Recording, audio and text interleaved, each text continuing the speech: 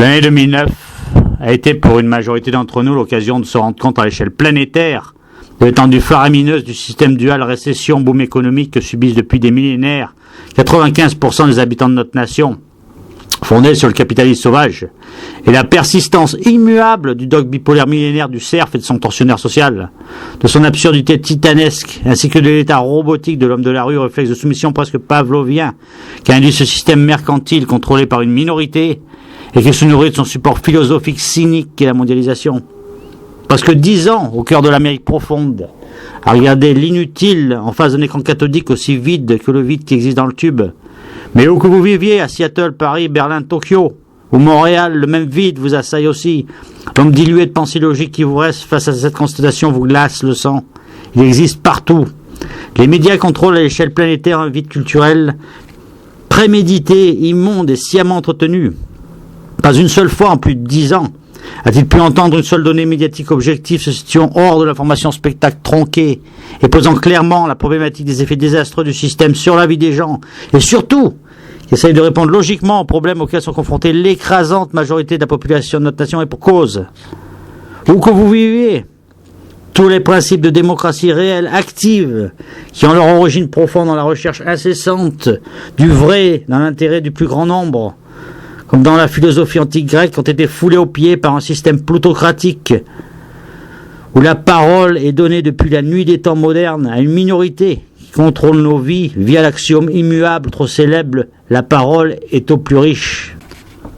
Ce même axiome, savamment entretenu, qui m'oblige à faire passer par la porte modeste du web un ouvrage d'une portée millénaire pour nos vies, car ouvrant les yeux aux masses sciemment tenues dans un état de coma intellectuel profond, et aussi ouvrant la porte vers la seule voie à suivre pour enfin que le plus grand nombre puisse jouir de l'abondance tant matérielle que de liberté d'expression réelle, volée depuis des millénaires par cette entité que l'auteur définira totalement et qui nommera symboliquement Oméga pour ne pas générer d'équivoque à chaque fois qu'il la nommera tout le long de cet ouvrage. Œuvre d'une portée millénaire, car quel problème plus important à résoudre existe que le devenir des citoyens de notre nation et dans une plus large mesure du monde, dans leur combat incessant quotidien pour survivre dans une société où même les besoins les plus essentiels nécessaires à une vie décente sont remis en cause par la structure même d'institutions qui prétendent représenter le peuple, mais où la déshumanisation transforme l'individu en un zombie sans activité cérébrale, incapable d'avoir une action exécutive concrète sur son devenir. Ce pas que nous pouvons sans exagération narcissique qualifier d'historique vient d'être fait, mais le courage de cet écrivain que je vous présente, afin que le monde puisse enfin prendre pleinement conscience de son propre destin historique et surtout futur. D'origine française, expatrié depuis 10 ans outre-Atlantique, l'auteur de formation scientifique et non littéraire nous plonge sans concession dans l'analyse du réel de ces 10 dernières années. Il segmente en laissant le subjectif comme incompatible au raisonnement vrai, avec la puissance de la rigueur cartésienne méthodique et l'expérience douloureuse du vécu quotidien, le mécanisme d'un système qui broie les vies,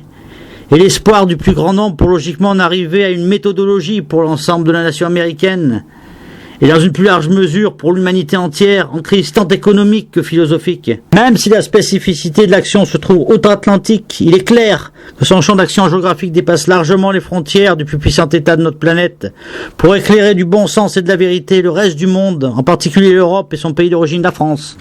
pour enfin faire sortir les USA et l'Europe, puis le monde entier, de l'ombre de la débilité médiatique, de la misère et de la précarité entretenue sciemment.